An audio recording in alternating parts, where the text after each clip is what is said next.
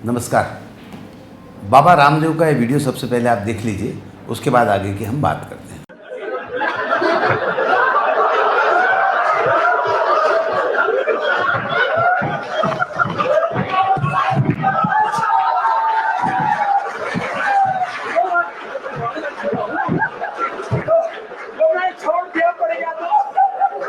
बाबा रामदेव का आपने वीडियो देखा।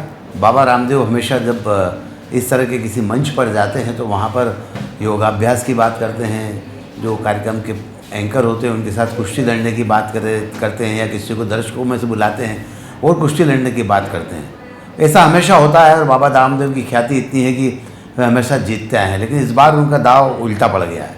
तो आपने वीडियो तो देखा, लेकिन दाव उल्टा कैसा पड़ा और ये दाव उल्टा किसने किया, ऐसे हमारे साथ जयदीप खनिक जी मौजूद हैं। जयदीप भाई स्वागत है। जयदीप भाई अमर उजाला से हैं। जयदीप भाई ये क्या माजरा था? देखिए, अमर उजाला संवाद कार्यक्रम करता है और हर राज्य की राजधानी में संवाद नाम से कार्यक्रम होता है, और मध्य प्रदेश के भोपाल में भी हुआ और गुड़गांव में तो ये हमारा दूसरा बड़ा संवाद था। इसके अलावा हम लखनऊ में, चंडीगढ़ में, जम्मू में, कई जगहों पर ये इस तरह से संवाद कार्यक्रम आयोजित करते रहे। और संवाद में हम असल में जो स्वर्णिम शताब्दी की ओर भर रहा है भारत, वैसे ही अमर उजाला भी 18 अप्रैल 1948 को स्थापित हुआ था, तो तब से अब हमारे भी स्थापना के 70 साल हो गए।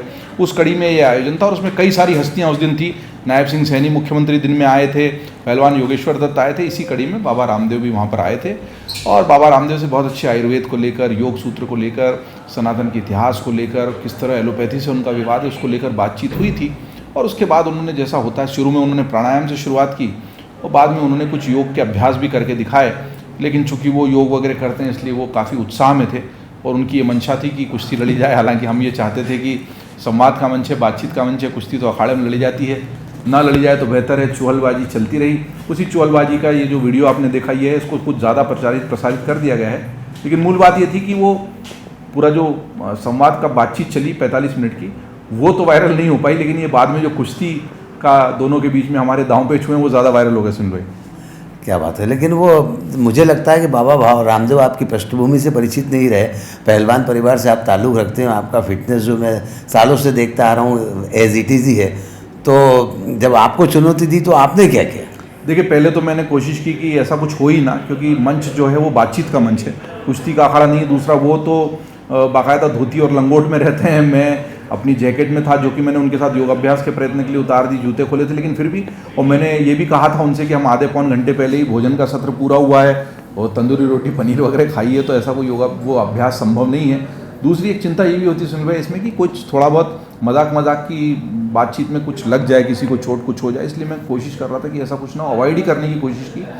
पर वो तो शायद ज़्यादा जोश में थे, इसलिए उनका प्रयत्न था कि कुछ दांव पेच मंच पे ही हो जाएं। उसी प्रयत्न में जब मैं लगातार पीछे भी धकेलता रहा तो उन्होंने दांव पेच लगाने की कोशिश की। तो चूंकि जब उन्होंने भी मुझे पीछे धकेलते हुए कुछ एक दांव लगाया और उस वजह से हम दोनों नीचे गिरे, तो फिर मैंने भी एक दांव लगाया, तो इसी तरह से ये बातचीत रही। लेकिन ये बात सही है कि शायद बहुत सारे एंकरों से उनका इस तरह मंच पे वार्तालाप भी होता है और कुश्ती भी होती है, पर चूँकि विरासत में कुश्ती मिली है, लेकिन अब ये कुश्ती की ना उम्र है ना इच्छा है, क्योंकि वो मंच बातचीत को मुझे माँ शारदा ने जो शक्ति दी उसमें कलम की और माइक की ताकत ही इतनी मजबूत है कि मुझे भुजाओं की ताकत की आवश्यकता रह नहीं गई है कि मैं मंच पे दिखाता फिरूँ। मुझे लगता है बाबा रामदेव अभी तक जो कलम के जादूगरों से मिलते हैं वो कलम की ताकत का ही एहसास रखते थे। पहली बार उनका पाला जो पड़ा है वो कलम के साथ शरीर के जादूगर, शरीर की ताकत वाले व्यक्ति से पड़ा, तो उनका दाव इसलिए उल्टा पड़ा। हो सकता है, क्योंकि देखिए जब कुछ शरीर में है तो उससे हो जाता है कि कोई आप पे दांव लगाए तो आप भी प्रति दांव तो लगाएंगे, कि बचपन से पिताजी के साथ अखाड़े गए सीखा। लेकिन मुझे लगता है वो चुहल और परिहास का मामला था, उसको उसी तक सीमित रखना चाहिए।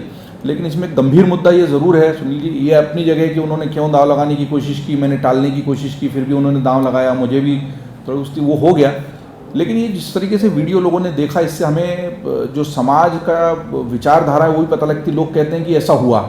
उसके पहले जो 45-50 मिनट की बातचीत हुई आयुर्वेद को लेके, सनातन को लेके, कैसे ब्लड प्रेशर ठीक हो सकता है, कैसे आयुर्वेद नेचुरोपैथी का काम करता है, एलोपैथी और आयुर्वेद की जो लड़ाई है उसको लेकर विस्तृत से बातचीत हुई, सनातन को लेकर बात हुई, देश को लेकर बात हुई, उसका तो कोई क्लिप वायरल नहीं हुआ। उसी के ठीक पहले नरवणे साहब से मैंने बातचीत की थी, इसी सत्र के ठीक पहले नरवणे साहब ने राष्ट्र को लेकर, समरूपता को लेकर, राष्ट्रीय सुरक्षा को लेकर इतनी बातें की, उसकी क्लिप्स वायरल नहीं होती। लेकिन जो चुहलबाजी होती, तो ये जनता हमको बता रही कि किस तरह का कंटेंट हमको बनाना चाहिए। ये जनता ने कंटेंट को वायरल किया है ना। मेरा एक पत्रकार के नाते इसमें देखने की दृष्टि अलग है। लोग ये कह रहे हैं इसने ये हार जीत का प्रश्न नहीं था और मैं इसको वहाँ ले भी नहीं जाना चाहूँगा। ये परिहास था, वो हो गया। मैं कभी नहीं मानूंगा कि इसने उसको गिरा दिया, उसने उसको गिरा दिया। हमको उस दृष्टि से इसको देखना भी नहीं चाहिए। हमें इस दृष्टि से देखना चाहिए कि हमारा समाज कहाँ जा रहा है। जैसे महाकुंभ की बात ले लीजिए। महाकुंभ में हमने सनातन के इतिहास को लेकर, कुंभ को लेकर, कुंभ के अखाड़ों को लेकर इतने सारे वीडियो बनाए। लोगों ने क्या देखा? मोनालिसा की आंखें, ये महेश्वर के पास की लड़की मोनालिसा, उसको तो लोगों की उंगली मोनालिसा की आंख वाले वीडियो पे रुकी ना, हमारी नहीं। हमने तो कंटेंट दूसरे 500 वीडियो बनाए, वो 500 वीडियो नहीं देखे लोगों ने। आपने सनातन को लेके अपनी बातचीत किसी से अच्छी की होगी, किसी अखाड़ा परिषद के अध्यक्ष से, अखाड़े के संत स्वामी से, और उसने गंभीर बात धर्म को लेके की, उसको कितने व्यू मिलेंगे? 5000, 10,000, ज़्यादा 25,000। और मोनालिसा की आंखों को मिलियन व्यूज़। तो अगले दिन आदमी सोचता है कि मैं क्या बनाऊँ, धर्म और अखाड़े पे बनाऊँ या मोनालिसा पे बनाऊँ? तो उस पर फिर IIT बाबा पे बनाता है, IIT बाबा वायरल हो जाता है। योग गुरु रामदेव मंच पर कुश्ती और अखाड़े के करतब दिखाने के लिए क्यों मजबूर होते हैं? वायरल वही हो रहे हैं।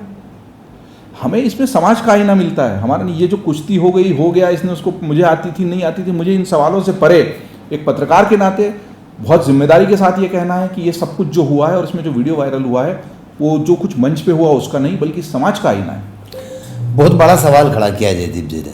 समाज का जो आईना है, समाज की देखने की दृष्टि जो है, लोगों को पसंद क्या आता है। कुंभ के मेले में मोनालिसा की आंखें ज़्यादा दिखी गई, बजाय शाही स्थान में जो किसी संत या किसी महात्मा ने बड़ी बातें कही होगी उसकी जगह। ऐसे तमाम सारे मुद्दे हैं। और ये एक बड़ा सवाल आज हमारे समक्ष भी है कि हम जब यूट्यूब देखते हैं, फेसबुक देखते हैं, इंस्टाग्राम देखते हैं या टीवी चैनल देखते हैं, हमारी दृष्टि क्या है? ये इन सब बातों से सीधा सीधा संकेत है कि हम किस ओर जा रहे हैं। बहरहाल जयदीप भाई, लगातार ये जो डिजिटल मीडिया का इस तरह का क्रेज़ और ये नेगेटिव चीज़ें या इस तरह की चीज़ें देखी जाती है जिनका कोई औचित्य नहीं होता, जिनसे कोई शिक्षा नहीं मिलती, जिनसे कोई हमें जानकारी हासिल नहीं होती, ऐसी चीज़ें बहुत ज़्यादा देखी जा रही है। क्या अब एक दौर आ गया है, एक समय आ गया है जब डिजिटल डिटॉक्स होने की ज़रूरत है? बिल्कुल ज़रूरत है। डिजिटल डिटॉक्स शुरू हो गया है। हम देखिए बस स्टेशन पे, रेलवे स्टेशनों पे, हवाई अड्डे पर, डॉक्टर्स के वेटिंग लाउंज में, यहाँ तक कक्षाओं में गंभीर से गंभीर काम करते वक्त भी व्यक्ति मंच पे चल रहा है, साक्षात जो उसको नहीं देख रहा और रील में लगा हुआ है। मैं ट्रेन में सफ़र करता हूँ, दिल्ली से इंदौर लगातार आता हूँ कई बार, और मैं देखता हूँ कि लोग 3-3, 4-4 घंटे तक रील में ही लगे हुए वीडियो में। अपनी भाई सो लेना, तेरे को बढ़िया बर्थ मिली है AC के कंपार्टमेंट में, तू पैसे दे के सोया हुआ। और रात को मुझे कई लोगों से इस बात पे बहस हो जाती है कि ईयरफोन भी नहीं लगाया और आसपास के यात्री परेशान हो रहे हैं और रील चल रही है, और 4-4, 5-5 घंटे आप रील देख रहे हो।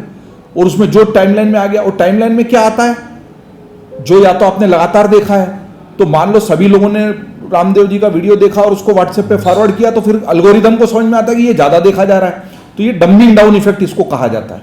इसका बाकायदा एक नाम है डंबिंग डाउन, कि अगर आपने अभी जो देख रहे हो उससे ज़्यादा खराब कंटेंट देखना शुरू किया तो फिर और खराब की ओर जाओगे। मीडिया की जिम्मेदारी आपकी रुचियों का परिष्कार करना है, या आपकी, फिर आप तो इससे आगे चले जाओ। पंजाब केसरी एक समय में बहुत खराब ग्लैमरस फोटो फ्रंट पेज पे छापता था, मैंने कहा इससे तो आगे चले जाओ। फिर अब आप, पतन की कोई सीमा नहीं होती। आप समाज को पतन की तरफ ले जाएंगे तो समाज पतन की तरफ जाएगा, परिष्कार की तरफ ले जाएंगे तो प्रयास लगेगा, लेकिन परिष्कार ही उद्देश्य और लक्ष्य होना चाहिए।